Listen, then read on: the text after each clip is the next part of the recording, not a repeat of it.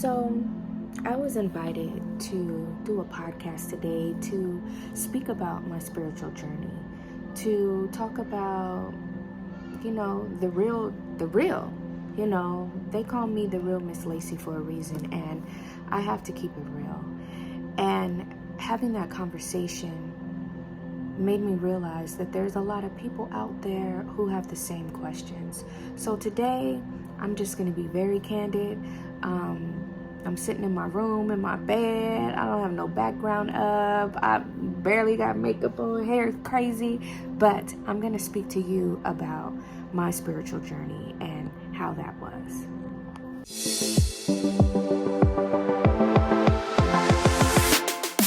Hey girl, hey. So let's get into it. Spiritual journey, spiritual awakening. How was it for me? Well, at the time, I didn't know that's what was going on. Truthfully, I thought that I had the worst luck in the world possible. I remember having conversations saying, I can't believe this is happening to me. It's like I have the worst luck in the world. Only the worst things happen to me. How does this bad thing happen? But it's always like some complicated extra thing. Like, for example, I had this job, and then all of a sudden, I didn't have this job. And that was fine. I didn't want to work there anymore. But at the same time, I was going through a bad breakup. And it wasn't that it was bad. It was more that it was complicated. And in order to make a clean break, I had to move. I packed all my stuff and moved. And before I could move into my new place, I found out that I didn't have a job anymore. So now I'm like, great, of course this happened. I'm breaking up. Now I'm jobless. So now I got nothing but time to sit at home and sulk and cry and be depressed. And it's like, what is going on? And then it was just like one thing after another. And then I got into a car accident. And then I'm in a rental car. And then somebody hit me in the rental. I'm at a red light. Somebody slammed into the back of me, reversed, and then went around me and ran the red light to keep going. So I'm like, my car's crashed. Now the rental I'm in is crashed. And it was just one thing after another, like one thing after another. And I ended up losing my apartment, getting evicted, having to move back home to live with my dad. And then it was like it never ended. It just keep happening, thing after thing. And now I go back to school. I'm like, I'm going to get my real estate license. This is it. This is all for a reason. I'm back home. I don't have to worry about money, but I still worried about money. I still struggled with finances. Even though I didn't have rent or utilities to pay, I still struggled with money. I ended up filing bankruptcy, and I struggled to pay for that because that's not free. And then it's like, all along, all of these things were happening, and I swore up and down, I have the worst luck. I can't believe this. Why is this happening to me? I mean, my car got impounded, and I didn't have a job. You know what I mean? I'm in school. I'm entrepreneur. I'm real estate. I only make money when I sell a house. And it's like, how am I get my car out? But looking back, it's so much synchronicity. So yeah, I lost that job. But you know what? That job was completely out of alignment for what I truly felt in my heart. And yeah, I got evicted from that apartment, and getting evicted sucks because then that stays on your credit forever, but that's a whole nother story. But if I wouldn't have lost that job, if I wouldn't have got evicted, I wouldn't have never moved back home. And moving back home allowed me the space to get my real estate license, right? And even though that was kind of like a tricky situation because I felt so called to do real estate, but once I got into it, it wasn't what I wanted it to be, The baby's running around. But you ever wanted something so bad and then you get it and you're like, man, this shit sucks. And that's kind of how it felt. It was like I wanted to get into real estate to help people to understand that buying a home doesn't have to just be a dream. We can work together and make this reality. Buying a home isn't this huge, goal on your vision board that you have to take 5-10 years in order to obtain. Buying a home isn't something that you have to save up $100,000 before you can afford. Like, living in California, buying a home more often than not is cheaper monthly than it is to rent. And I wanted to help people to see that, to help people to see the value in building generational wealth through home ownership, how owning property opens up so many other doors. We're paying rent, and oftentimes our rent is the same or more than our mortgage. So why not invest in ourselves instead of investing in our landlord's wealth? That's what I wanted to do in real estate, and that's not what it cracked up to be for me. And again, this is my experience. That's not what it was for me. The people I really wanted to help, those people who I wanted to, turn that switch and turn that light bulb on, I couldn't help them and be successful because they weren't ready to buy today and I had bills today. I had to help the people who had money, who had a house that they were selling to upgrade to a bigger house or to move to a nicer area. And that's all fine, but that just wasn't what my intention was.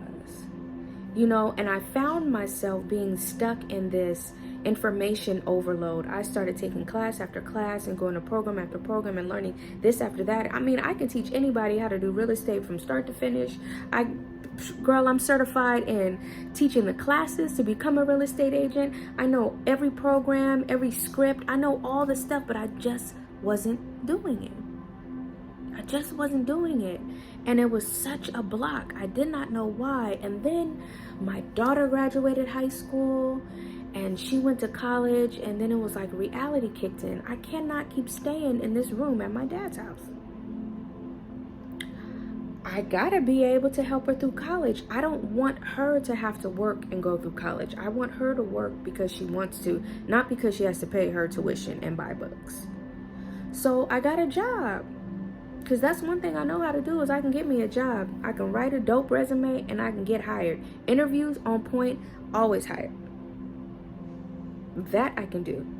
So I got this job and I was there, and it was like every single day was a problem.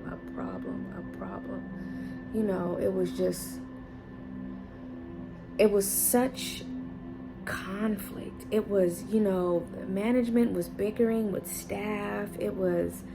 They tell you to do one thing, you do it, and they're telling you you're wrong, but it's like, that's what you told me to do. It was just all these, it just compounding that thought that the worst things always happen to me. It was so bad that I went to Kaiser, the doctors, who my insurance is, and I talked to them about like depression. I started feeling like I can never see the light at the end of the tunnel. I'm never going to get out of my dad's house. I'm going to be stuck here forever. I'm never going to make money in real estate. The job I found was like an 1.5-hour commute from where my father lives in the more expensive part of town. There's no way I could afford to get a place there. Matter of fact, I got eviction. So how in the hell am I going to ever get an apartment? On top of that, I have a bankruptcy. How in the hell am I ever going to move out of here? And I just started feeling really bad about me and who I was. And I started going to therapy, and I will never forget the first meeting I had with my therapist, and we were just talking casually, and I'd never been to therapy before, and I never knew anyone personally who went to therapy, so I didn't know like what to expect or what was gonna happen. I never spoke to anyone about that. And so she said to me, she paused me in the middle of this is happening. She said, Lacy, have you ever thought that maybe you're an empath? And I was like, no, but you know what, this is going on and I just don't know how I'm gonna move out and I don't know where I'm gonna do this. And she was like, hold on. Have you ever thought about that? And I was like, no. And I'm like, what is she talking about? I'm empathetic. I taught people how to be empathetic in collections when I worked in collections and was a trainer. And, you know, I just brushed it off. But then that word kept stuck in my head. And I remember going home and researching, what does being an empath mean? And it was, you know, the simple version I found was someone who absorbs the energy and the feelings of others and feels them as their own. And I was so unaware. I was like, that is not me. What the hell is this lady talking about? And she had put me into like group therapy, and I started going to group therapy. And then group therapy, you know, it was twice a week, and every time we went was like a new lesson. It was a lesson on breath work, and they would tell us, you know, deep breathe in for 3, hold it for 3, breathe out for 3. And all along I'm like, this is stupid, like what is this doing? But then they would show these videos of these scientists and of these doctors and the research and the studies of how something that simple, and how something so simple made such a huge chemical difference that could be measured with science in the brain. It got me to thinking, you know, and I started taking notes and like, this is interesting. And I started researching and digging deeper, and, you know, things kept happening to me. You know, now my daughter's driving, and, you know, Instacart got cracking, and she's doing Instacart. And I will never forget, she was like, Mom, I'm going to go to West LA and do some Instacart because, you know, they pay more over there. And something told me, go with her. And I said, no, I'm going to just stay home. And something was like, just go with her, Lacy, get up, get dressed. And I didn't listen. And you know what happened? She got in a car accident, totaled the car. She called me like, I'm fine, I'm going to drive home. And then it was like, my dad drove me down there, and the car was totaled. I don't know how. It was like almost a miracle that she was not hurt. It was that bad. But now,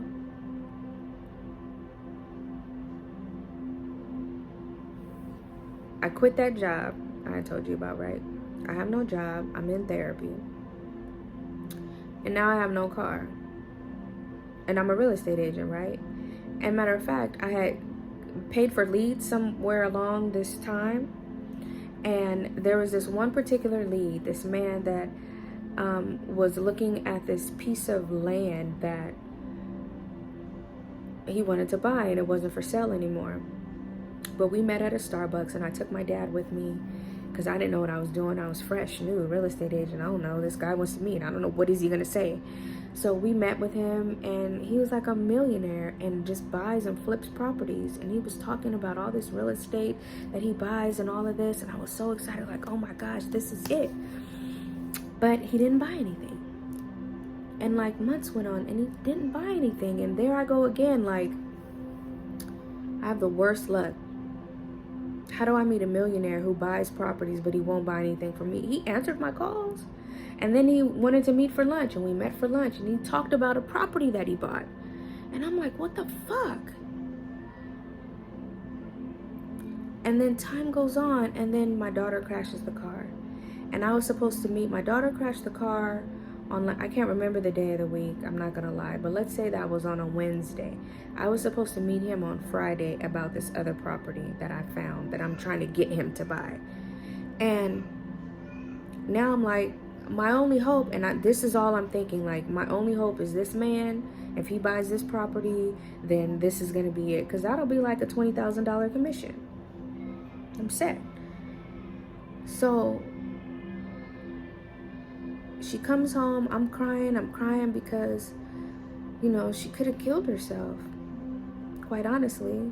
And then I'm crying because now I don't have no car. And now, you know, my dad's like, well, what you gonna do with this car? You can't leave it in the driveway. And I'm like, what the fuck? I don't know what I'm gonna do with this car. So now I had to go buy a car cover, and I'm trying to fit the car cover over the front because the homeowners association doesn't allow wrecked vehicles. And I'm like, I just called the finance company and was like, come and get it. Remember, I told you I had filed bankruptcy. When I filed bankruptcy, I included my car in the bankruptcy. And I had the option to return it and give it to them because it was already discharged in my bankruptcy, or continue to make the payments. And I opted to continue to make the payments. So my payments, because I had bad credit, that's why I filed bankruptcy, my payments were like $420 for like a 5-year-old Honda Accord. So it was a struggle to make that car payment. And I kept saying, when I get some money, I'm going to let this car go and buy a car so that I can keep that $400, because money was getting tight. And now I just quit this stupid job that I hated. So I have to now call this man and tell him that I can't make the appointment because I don't have a car. You know how embarrassing that is? So I text him and I'm like, I'm so sorry I can't meet you. His name is Sean. I can't meet you, Sean. And he, you know what? This is turning into a manifestation story, and I didn't even mean that, y'all. But this is how spirit works for me. It's so crazy. So I text him and I'm like, you know, I'm sorry, we're gonna have to reschedule. My daughter was in an accident. He's like, oh my God. He met my daughter. She'd come with me to a few, meetings with him. Is she okay? And I'm like, yeah, she's fine, but my car's totaled. And, and something told me, Lacy, tell him that you're broke and you don't have nothing. And I told him, I don't have anything. I'm living with my dad. I'm just down on my luck. I don't know how I'm gonna get another car. And he said, let me call you in a minute. And I went back to crying. And he called me in like 20 minutes and he was like, Lacy, can your dad bring you down here tomorrow at 12? I was like, down where? I'm gonna text you an address. And he texted me an address. He says, I own a car lot that I lease out to somebody. And he owes me a favor, and I just asked him to exchange that favor for a car for you. And if you get down here, you can pick up the car. I already have him put in the registration in your name. I still have that car to this day. Can you believe that?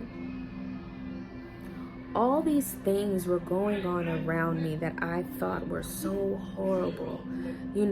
Friendships were ending. Like, I had a friend that I had forever that blocked me on social media out of nowhere.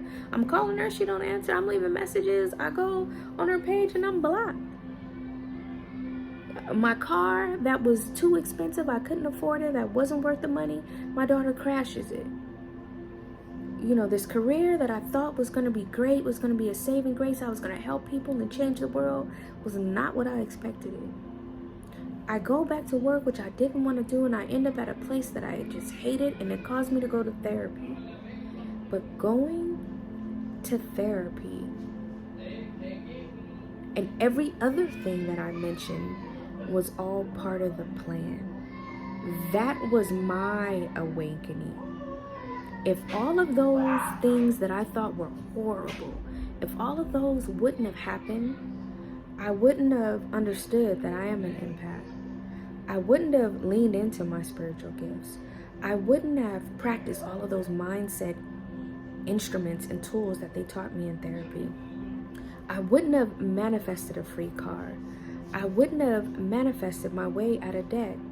You know that 8 months later, I paid off $48,000 in debt? Because after bankruptcy, I have a horrible relationship with money. I got new credit cards and ran up more debt.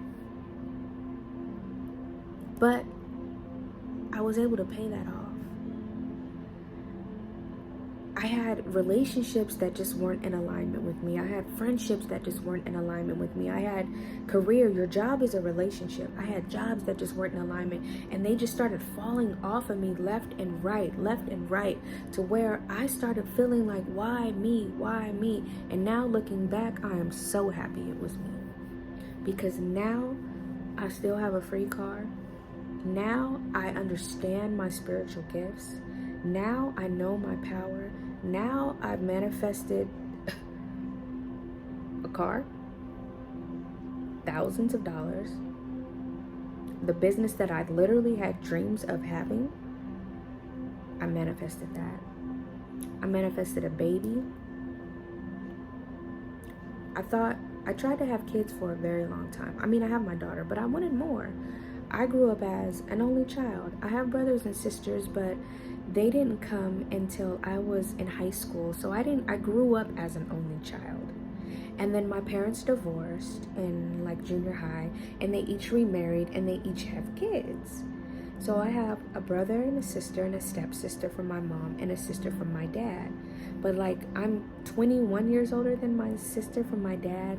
And then, you know, I think I was 16 when my brother was born. So I grew up as an only child, and seeing my brother and sister grow up together, it was, you know, it was just interesting. I'm like, oh my gosh. I always assumed, just being naive and stupid, that kids in the same house, if they grew up in the same house with the same parents, they would grow up like identically the same. And my brother and sister are so different. So that was like intriguing to me. So I'm like, oh, I want to have more kids. And if I have more kids, I want to have two so they can grow up together, you know?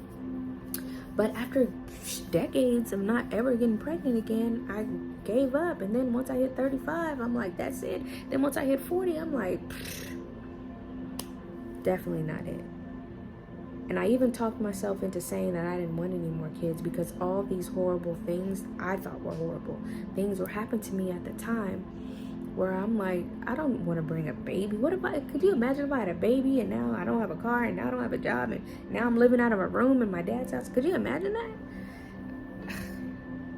But I ended up manifesting a baby. I went to the doctors. This is a whole nother story. I'll tell you the mini version.